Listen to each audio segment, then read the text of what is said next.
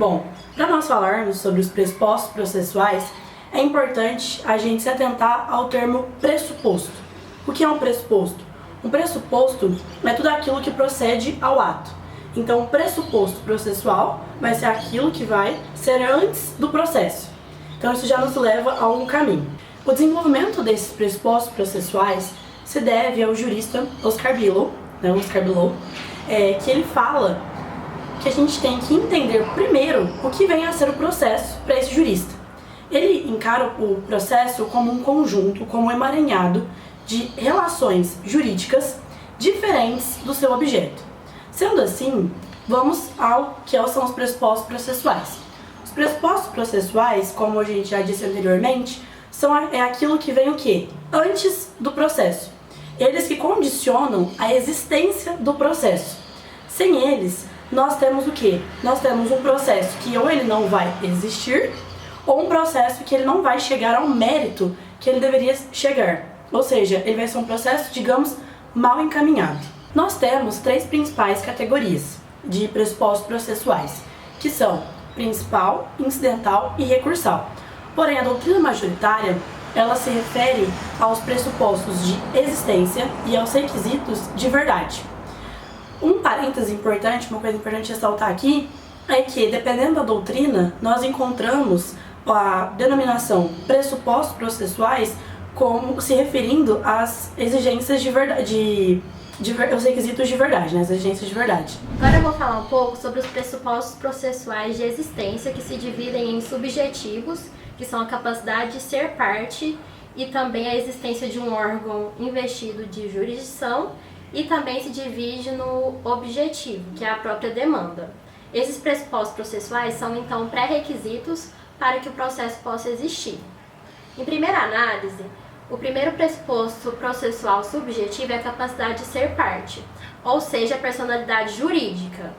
Então, quem tem a capacidade jurídica pode ser titular de uma relação processual jurídica, ou seja, pode ser titular, então, de direitos, deveres, ônus e faculdades que fazem parte dessa relação.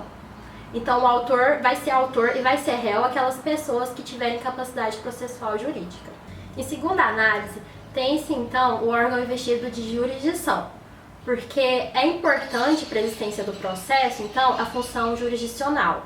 Logo, se a demanda, no momento em que ela for ajuizada, for atribuída ao não juiz, o processo torna-se inexistente, porque juiz é aquele que é investido da atividade jurisdicional. O pressuposto processual de existência objetivo, que é a demanda, ou seja, tem-se a necessidade de um ato inicial de procedimento que vai introduzir o objeto da decisão, que é a demanda ou ato de pedir, ou em outras palavras, a provocação do judiciário por parte do réu.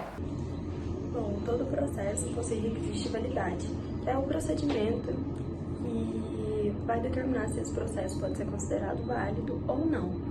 Ele também é subdividido em subjetivos e objetivos, sendo os quesitos subjetivos referentes às partes, ao que cabe ao juiz, que vai analisar sua competência e sua imparcialidade. Já as outras partes vai considerar se eles têm capacidade postulatória e processual. Ao que se refere aos quesitos objetivos, eles também são subdivididos em intrínsecos e extrínsecos. Os intrínsecos vai ser a respeito do processo, a parte o que vai estar dentro do processo mesmo. E já os extrínsecos serão considerados negativos por ser aquilo que vai anular a validade de um processo, que é todos os requisitos fora dele. Falando um pouco sobre os mitos dos pressupostos processuais, a gente entende que são 5 deles. O primeiro fala exatamente sobre a falta desse pressuposto e diz que quando existir uma falta, não há necessariamente a admissibilidade do processo, ou seja, o seu fim. Para isso, a gente lembra das incompetências, que diz que quando ela existir, leva-se a remessa ao juízo competente. Ou quando existir impedimento ou suspensão, ela é levada ao juízo substituto. O segundo mito da falta de pressuposto processual quer dizer que essa falta desse pressuposto não necessariamente vai ser reconhecida de ofício. Isso faz a gente lembrar da incompetência relativa, da falta de arbitragem e a falta da autorização do cônjuge para a propositura da ação imobiliária. O terceiro mito da falta de pressuposto processual diz que essa falta nem sempre vai ser reconhecida no tempo e no grau da jurisdição, fazendo com que a gente se lembre de que quando houver alegação de arbitragem ou alegação de falta de citação, o réu, quando ele alegar e não contestar, é cabível a preclusão. O penúltimo mito diz que a falta de pressuposto processual não é considerada um defeito que não pode ser corrigido, por isso deve-se sempre buscar essa correção do pressuposto. Já o último mito de falta de pressuposto processual diz que, ao existir a falta de pressuposto processual, não significa que não vai haver um julgamento por mérito. Assim, o juiz pode, mesmo sem essa falta de pressuposto processual, decidir em favor daquele que vai se beneficiar da inadmissibilidade.